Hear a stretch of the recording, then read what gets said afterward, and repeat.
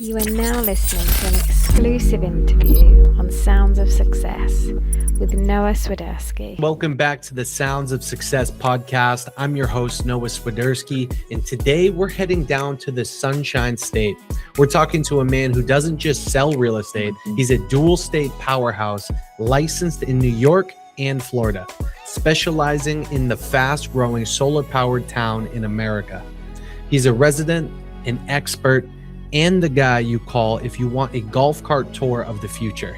Please welcome to the show from Babcock Ranch, Jim Cohen. Welcome, Jim. Thanks, Noah. My pleasure. I'm super interested in our conversation today. Jim, you're licensed in New York and Florida. How does the fast-paced New York business mindset help you dominate the growing Florida market? I would say in today's world, I'm getting quite a few New Yorkers moving down to Florida. Being able to have that connection sort of puts my clients at ease from the get-go. New Yorkers and Floridians typically have a little bit different mindset. Up north, it's very fast-paced. Let's get stuff done, chop, chop. Down in Florida, we're much more laid back, which I've actually learned to do after being here for several years.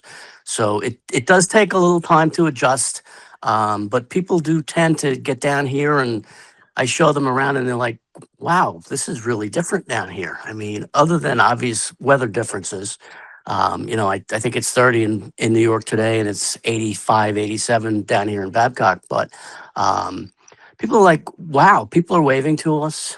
People are saying hello to us. And it doesn't necessarily mean New Yorkers aren't friendly, but it's much more outgoing and obvious. And it's just more relaxed down in Florida. I love it. I go down there sometimes for family vacation, and I can honestly say it's one of the best, places on earth. I just love the community. You're right. It's so warm, amazing people, the best food, obviously. Now, you live where you work. What was it about Babcock Ranch specifically that made you put your flag in the sand there? We came down. We stayed with friends in nearby Cape Coral when we were house hunting. We looked around. We narrowed our search down to a builder, and our friends took us to different communities that builder was in the process of constructing. We came into Babcock, and it just had a feel to it.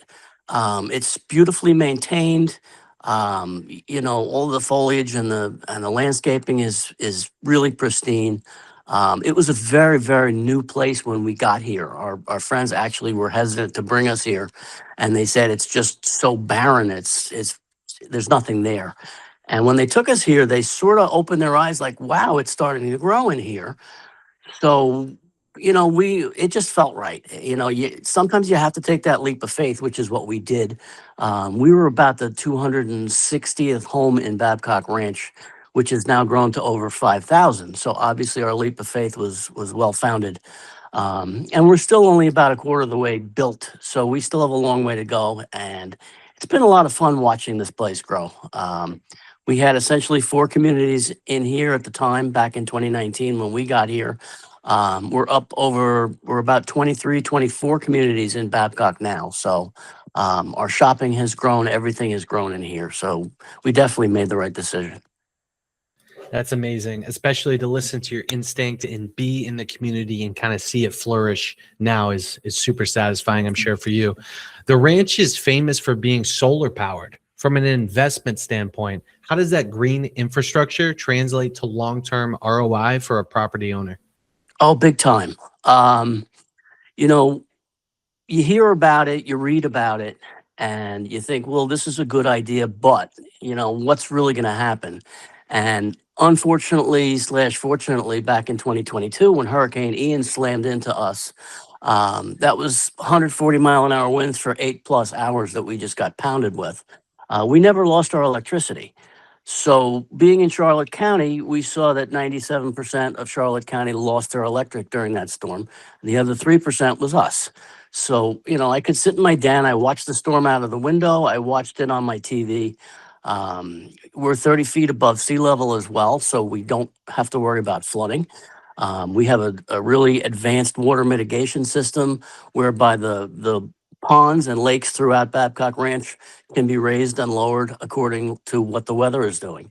So it's a very well thought out, well planned community, and 2022's storm, it proved that it was being done correctly. As far as ROI, what I just said is sort of tells you what you're asking me.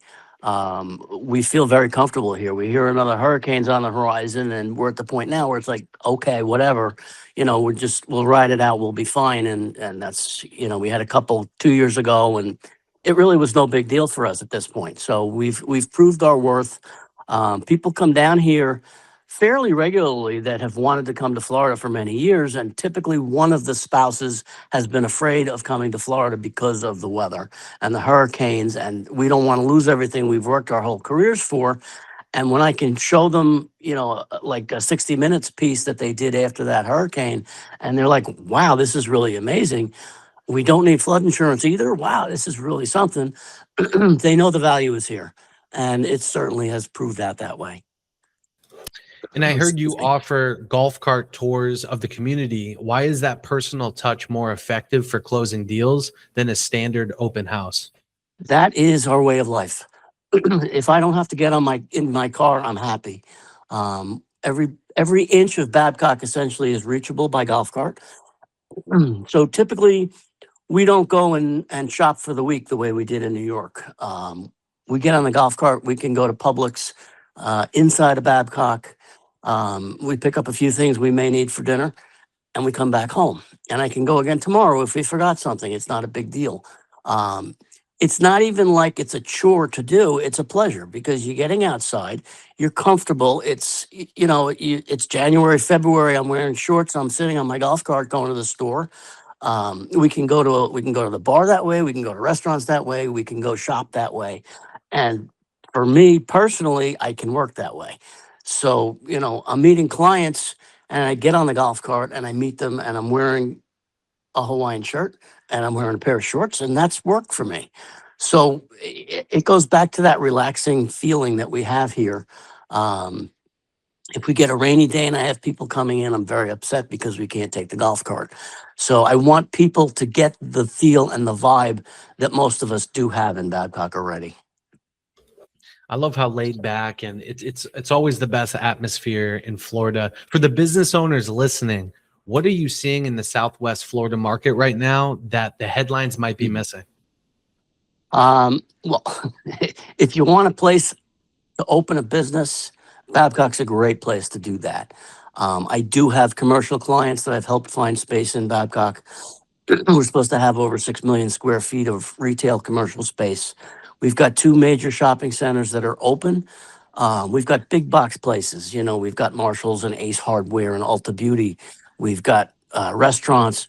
We've got mom and pop shops. We've got our residents that live in Babcock own a Mexican place, a Japanese sushi and grill, a pizza place. It's just constantly on the upswing. We've got another shopping area that's supposed to open by the end of this year, 2026. I've got restaurateurs coming from Illinois opening places. We've got people that already own and operate restaurants and shops in Babcock and other shopping centers that continue to open them in our new shopping centers. So the ROI is obviously important, and the fact that I've got business owners, owners that have 2 places already and have space that they're going to be opening in our next shopping center as well. It sort of speaks volumes for how well places do in here. Absolutely. A lot of entrepreneurs I've noticed are moving to Florida for tax and lifestyle benefits. What's the biggest mistake they make when choosing a specific community? Well, coming here for those reasons, I'd say it's hard to make a mistake, to be honest. We currently obviously have no state income tax, which is nice. It allows people that have businesses in other states that may be snowbirding or spending part of the year in Florida to operate their business out of Florida. So your obvious savings from your income taxes are there. The Florida House recently passed legislation to do away with property taxes, which is that's pretty nice. So obviously that has to get through more hurdles, but we're hoping that'll be on the ballot in November for homeowners to vote on. I've had people from out of state call me and say, "Hey Jim, if this happens, we're coming down. We're getting on the next flight. We're coming down, and we're grabbing our house now instead of waiting another year or two." So um, it's hard to strike out with value and taxes down here. Absolutely. Building a brand in a new and growing town is unique. How have you positioned yourself as the trusted partner while the town is still literally being built? Um, a lot of it is by taking good care of my clients. My client base has obviously grown since I've been here. I get a lot of referrals from those clients. I have clients that say, we sat next to people on a flight this morning and we gave them your card, expect them to be calling you. Additionally, I try to get my name out there. I just shot an episode of, or just aired an episode of House Hunters on HGTV. And a lot of people have commented to me in the last week how they saw the show. They thought it was great. Babcock looks fabulous on the show for those that are out of town and they're in my customer relation database. I've gotten a lot of stuff back from those people. Hey, we saw the show. It was great. We can't wait to come down and see the place ourselves. We're looking forward to your golf cart tour. So, a lot more people see things than you actually realize. So, in that respect, I know my name is getting out. I've actually hired someone to do my Facebook and Instagram stuff because, as you can probably see, I'm not a kid anymore. So, the old days I would have been doing it all by myself. Nowadays, not so much. Obviously, I stay on top of stuff and I work with her, but it's much easier having somebody else handle that and get my picture out there, yourself included. Absolutely. I love that. I love that you're expanding and just covering all aspects of the community and getting your name out there. How much of your success comes from the New York to Florida pipeline? And how do you maintain those long distance professional relationships? There's several ways. One is I'm still licensed up in New York. Obviously, that makes a difference. I'm also with a very large real estate company in New York. So that being said, um, our company stretches from coast to coast. My New York company stretches from coast to coast. So I'm able to help my clients that say we want to buy, but we don't really have an agent near where we are. And I have the referral network that I can find people, local agents that can sell their home as well. I also, the fact that I have a large company and my office that's up on Long Island, I've done enough business with a lot of the top agents over the years so that if I need to refer people, I can. I'll get clients that I've sold to, or I'll get family or friends up in New York that say, Jim, can you sell our house? And at this point, my comment to them is it would be doing you a disservice for me to list your home up there since I'm down here. But I connect them with a top agent up there and their home gets sold. So I also have agents from that office up north that have moved to different parts of Florida. So being I'm on the Gulf Coast, I get people that want to buy or sell on the East Coast of Florida. I have agents that I've worked with in New York that have moved to the East Coast of Florida, and we refer people back and forth all the time. So that network is extremely helpful in terms of hooking up people that would otherwise be sort of left to back in the day, I would say use the yellow pages, but search the internet for somebody and hope that they're good for them. So. And being a business owner, I'm sure you can relate to this. I know I do. Every entrepreneur has a wall they hit. What was the biggest challenge you faced when transitioning your primary focus to the Florida market? That would undoubtedly be the 2020 pandemic. Things just were so out of whack. Business slowed obviously quite a bit. I found people actually buying homes online. They'd call me, "Hey Jim, we want to get a condo up in Babcock National, our first golf community. Can you take care of that for us?" And they didn't want to come down. So oftentimes I would have to go to a house or a condo or someplace and do what we're doing right now and do a video call. We'll do a walkthrough of a home to see if they liked it. The advantage, of course, being that most of it, if not all of it at the time, was new construction.